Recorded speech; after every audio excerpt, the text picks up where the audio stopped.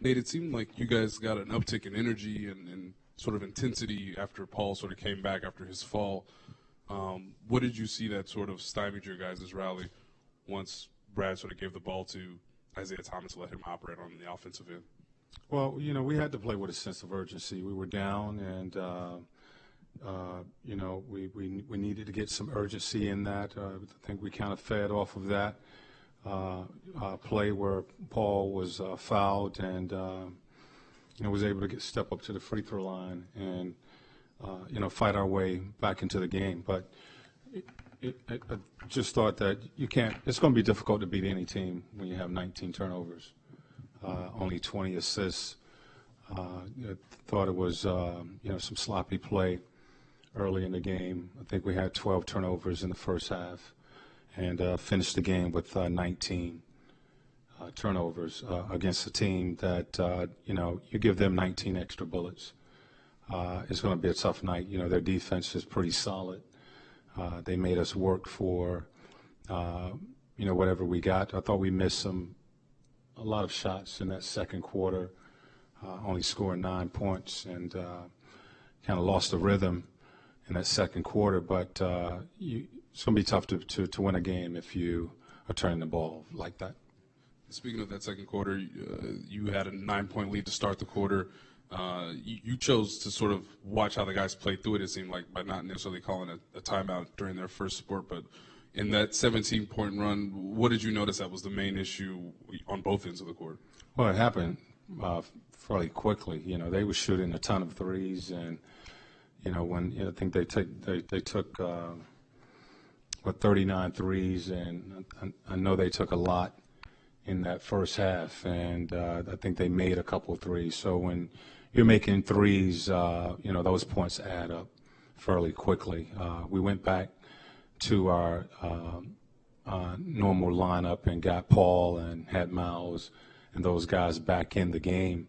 But it was just a quick run. They went with a spread lineup with Olenek and Rebko spreading the floor, looking to attack and shoot threes. They made some, missed some, but we really didn't have a rhythm on the offensive end of the floor. Nate, following that up, lack of rhythm, what is it you want to get to at this point? Began the season as an up-tempo team and scoring a lot of points, but we're giving up a lot defensively. What style of play are you looking for now? How do you get the rhythm that you want? We want solid play. That's all. We've always wanted solid play, even if you're playing at a fast tempo.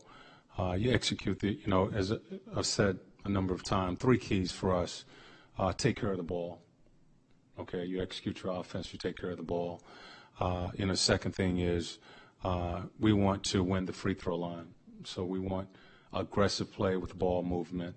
And the third thing, big thing, is control the boards. And so what we want now is what we wanted at the beginning of the season, and we'll continue to work on. It's been solid.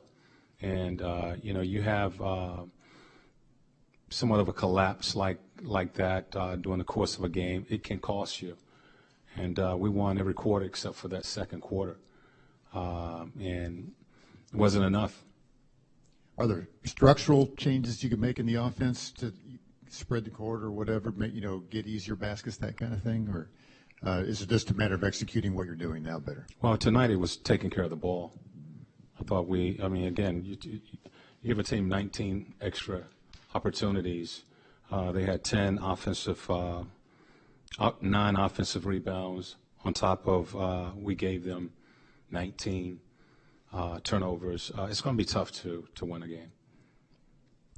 Nate, at this point in the season, how would you describe the mental and emotional psyche of this team, given that you're near the midway point of the season, but 500 seems to be the magic number for you guys? Okay, say it again. I'm sorry. How would you just describe the emotional and mental fatigue of this team right now, given that we're near the midway point of the season, but 500 seems to be the magic number for this team? Well, this is where we are. We have to continue to work to get better. We have 2 days to practice, and we're right in the race.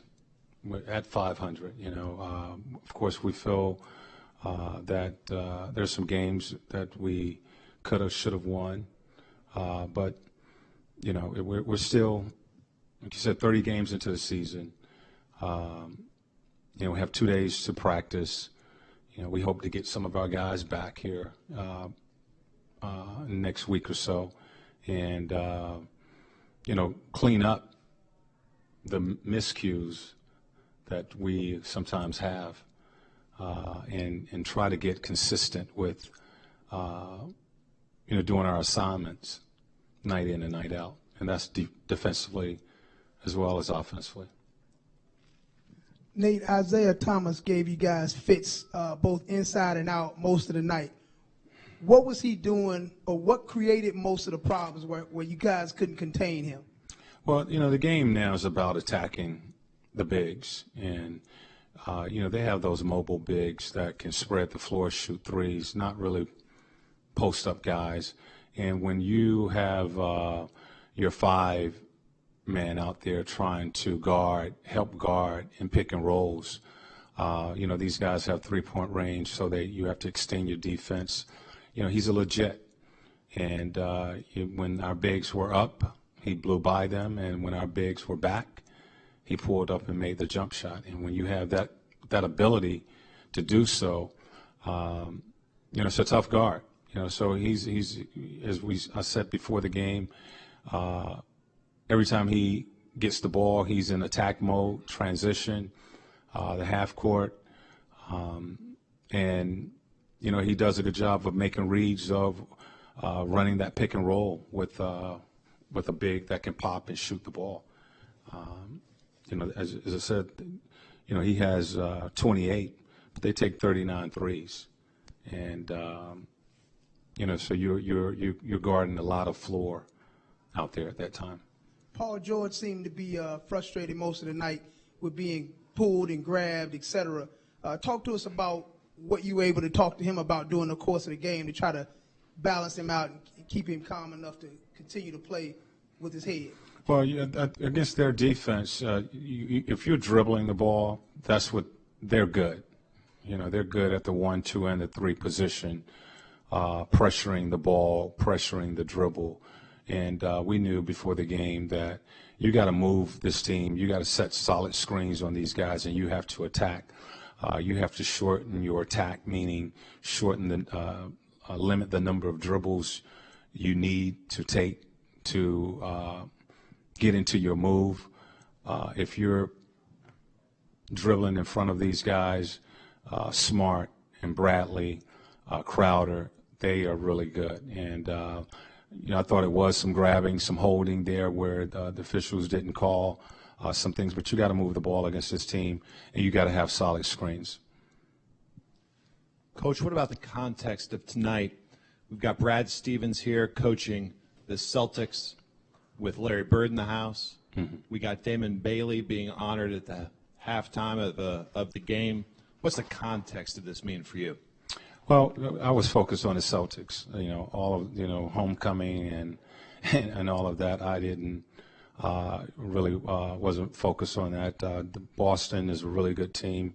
Brad has done a good job with the Celtics, and whenever he has come back to Indiana over the last few years, the reception has been really good. They beat us earlier in the season, and my focus was on this is really a big game as far as the standings and the playoff race later in the season. So my focus was on getting ready for the Celtics.